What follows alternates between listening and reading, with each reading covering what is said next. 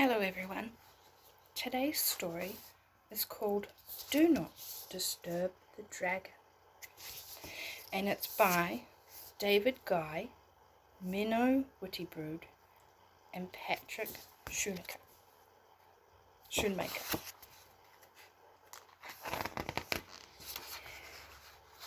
Do not disturb the dragon.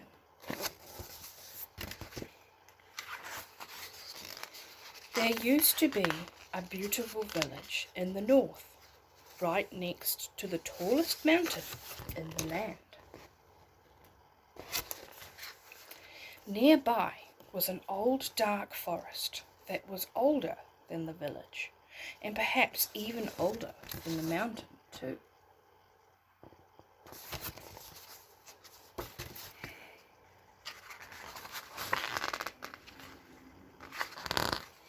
Deep in the heart of the forest was a cold, dark cave. And if you went deep enough into this cold, dark cave, you'd come across a glistening pool.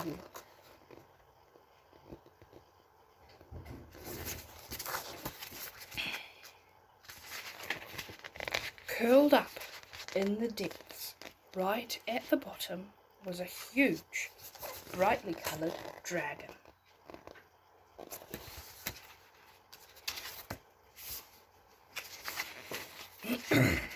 And all she wanted to do was sleep, so she tried her best to ignore all the clattering that went on above her.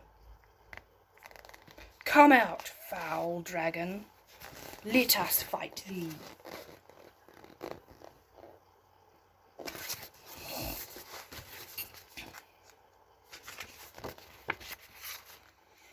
As bad as the nights were, at least they weren't as awful as the swimmers. Oh dear. Someone is sunbathing on her back. And the swimmers weren't as annoying as the fishing folk.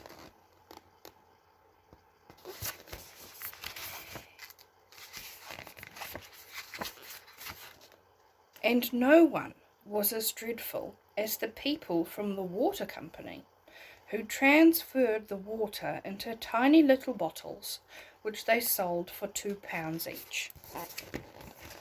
Oh, poor dragon, look, they're taking all their water away. Until there was none left in the cave at all, except for a few drips dropping noisily from the ceiling. The dragon couldn't sleep at all. She was furious.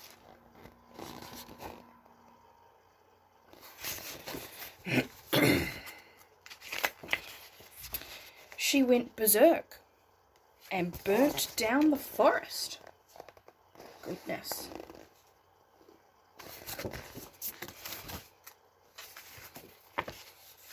And ate everyone in town. That's a very grumpy dragon to eat everyone in town. And she blew up the mountain just for fun.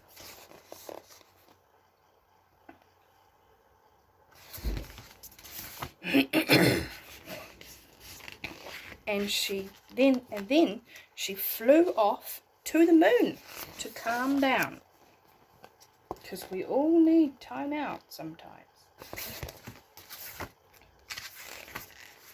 She curled herself up in a crater and buried her head in the sand, where she finally fell asleep. And stayed asleep because the moon was so wonderfully quiet.